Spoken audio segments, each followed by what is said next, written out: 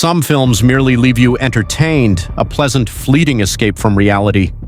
Others, however, are an experience. They leave you fundamentally shaken, perhaps even shattered, long after the credits have rolled. Straw 2025 is certainly in that latter category. It's more than a movie, it's a brutal, unforgiving mirror. It offers a raw, agonizing look at the absolute breaking point of a human being, and the subsequent crushing tragedy when the world doesn't just watch, but actively blames them for being the one who ultimately broke. Today, we're not just doing a review, we're going to be forensically unpacking the intense legal aftermath, the devastating emotional wreckage left in its wake, and the deep, uncomfortable moral questions that Straw practically forces every single viewer to confront. The central, gut-wrenching question the film puts to us is this: could you find it in yourself to forgive someone for their actions? If you understood that society itself had failed them utterly and perhaps driven them to the edge long before their breaking point? Let's dive into the darkness of Straw. Now let's meet Janiyah. She's the anchor of this film, a single mother, a woman who embodies the phrase "holding on by a thread," and whose life is a relentless cycle of work just to survive. The film makes one thing brutally clear: Janiyah is not lazy, she's not inherently violent, she's simply exhausted, visibly, palpably exhausted. She's the person you see on the bus at 5 a.m. whose eyes already look defeated. We watch her spiral, evicted from her home, fired from the job she desperately needed, and utterly heartbroken by a world that just keeps taking. And then comes the irreversible tragedy: her daughter dies. This is the point where Janiyah's grip on reality finally snaps. The film shows us her grief not as sadness, but as a mental rupture. In her mind, she hasn't processed it, she hasn't accepted it. Her world warps. That crushing grief morphs into a hallucinatory waking nightmare. And in that state of absolute unbearable confusion and pain, she walks into a local bank, not to rob it, but armed with a gun, seeking some kind of desperate, illogical answer or escape. When Janiyah walks through those bank doors, the scene initially plays out like a classic tense Hollywood heist. But Straw immediately cuts that illusion. It's absolutely not about the money.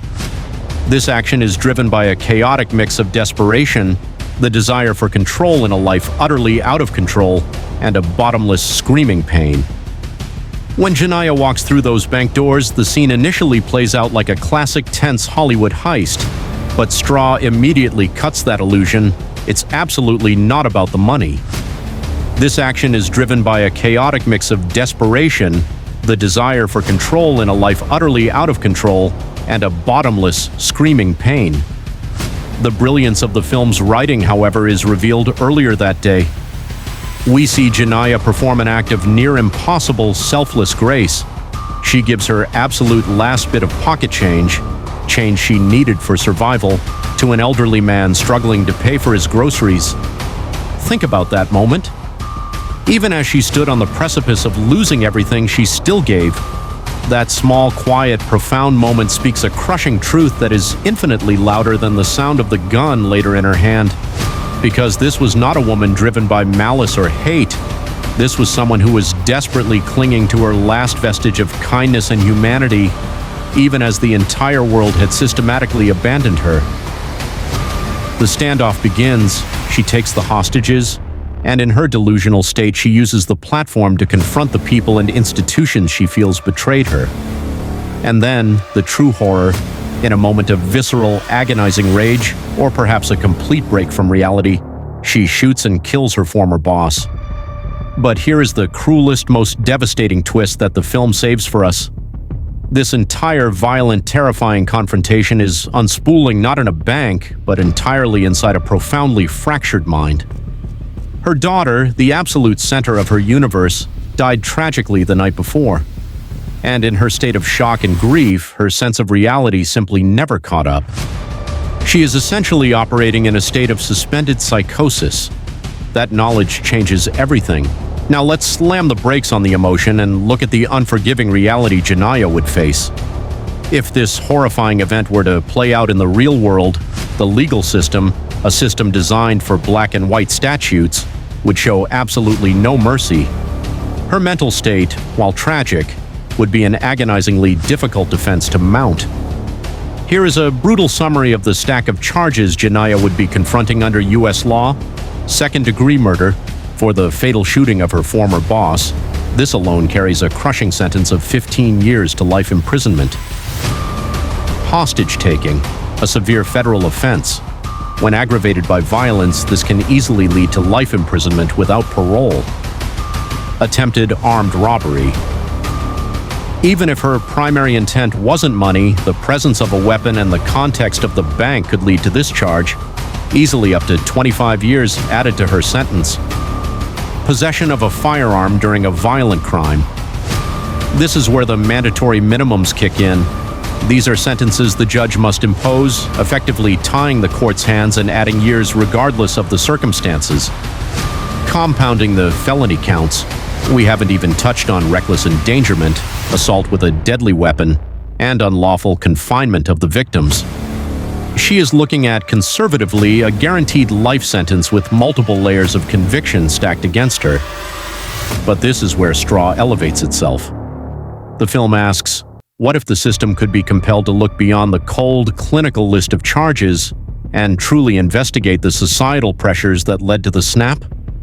What if we focused not just on what she did, but on the profound trauma and systemic failures that created the why?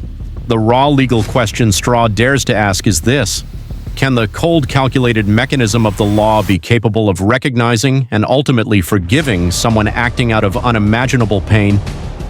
In an ideal, compassionate judicial setting, perhaps. With the right, highly skilled defense attorney, Janiyah could attempt to establish that the emotional and systemic pressures she faced had rendered her non-culpable. The key defenses available would include temporary insanity, arguing she had a sudden, complete break from reality at the time of the offense; grief-induced psychosis, acknowledging the death of her child triggered a clinical, debilitating mental state that prevented her from understanding the gravity of her actions; diminished capacity, due to systemic trauma, making the case that years of unrelenting poverty, eviction, and failure had eroded her capacity for rational thought. If the court accepts that her mind was clinically and tragically broken, that she was incapable of forming criminal intent, she might be found not guilty by reason of insanity, NGRI. This would mean a transfer to a secure psychiatric hospital, potentially for an indefinite period, rather than a prison cell. It's a measure of mercy, but still a complete loss of freedom. But the film's powerful, lingering message, the one that makes Straw so shattering, is that the deeper question isn't about the courts, the verdict, or the legal jargon. It's about us, the viewers, the society that watched her spiral. Do we, as a community, only deploy our empathy after a person has catastrophically fallen apart and committed an act of violence? Do we wait until the house is burned down before we decide to care about the flammable conditions? Or can we find a way to intervene, to offer genuine preventative support, kindness, and systemic change before someone breaks?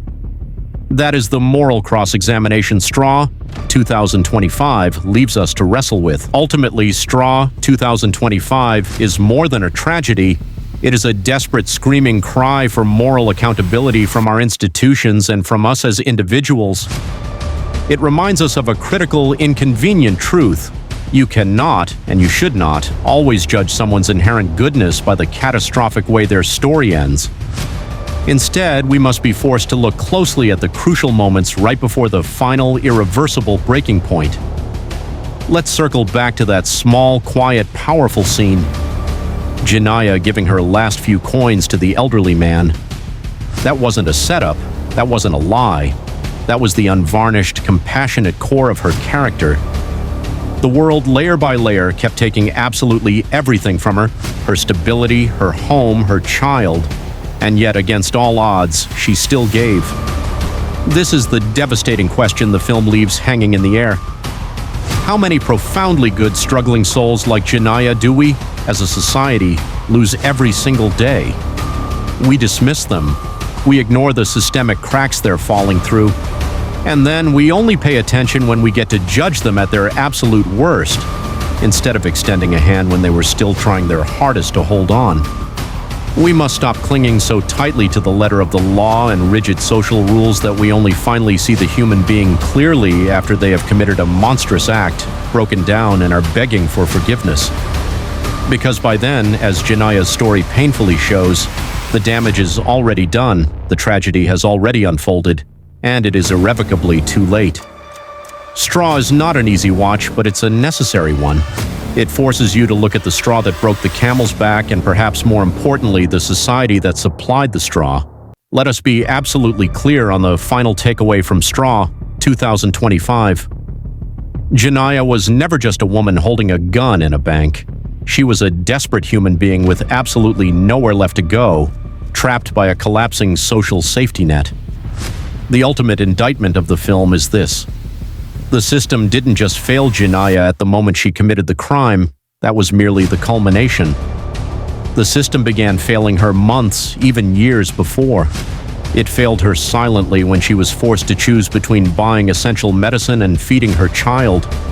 It failed her invisibly when the skyrocketing rent chewed up every single dollar of her meager paycheck, making stability an impossible dream.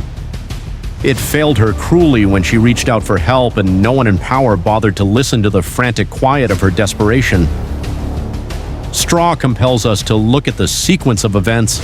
If a society can stand by and watch a person drown slowly in silence, refusing to provide a lifeline, and then choose only to punish them violently for the inevitable way they screamed when they finally went under, then that society is broken. The fault lies not with the person who broke, but with the world that let them shatter. That's the tragic, essential truth of Straw. So now, as the final haunting images of Straw, 2025, linger in your mind, the question is passed from the screen directly to your conscience, your heart, and your judgment. Should Janiyah, the woman driven past her limit, be punished to the full extent of the law? Or should our primary goal be to understand the systemic forces that engineered her breakdown? Because true, meaningful justice is not solely defined by the severity of the punishment. It is fundamentally about preventing the next inevitable tragedy from ever happening. And that crucial shift begins not with rigid laws and cold, predetermined labels. It starts with active listening, profound empathy, and a recommitment to basic humanity. If Straw, 2025, made you think deeply, if it made you feel that raw pain, or if it pushed you to the brink of tears, you are absolutely not alone. This film's power is undeniable. We want to know what you think. Leave a comment below right now. What would have been your reaction if you were a hostage in that bank, knowing Janiyah's tragic backstory? Do you believe Janiyah, despite her actions, deserves forgiveness, and if so, from whom? And if this message, this focus on the deeper why, truly matters to you, please like, subscribe, and share this discussion widely. Activate that notification bell because we have more necessary, difficult stories like this coming your way very soon. This has been The Aftermath, your new channel dedicated to dissecting the profound impacts of cinema. And this, friends, is where movies meet meaning. Thank you for watching. Let's meet on the next movie. Feel free to list your movies you want me to react on. Bye, and see you next time.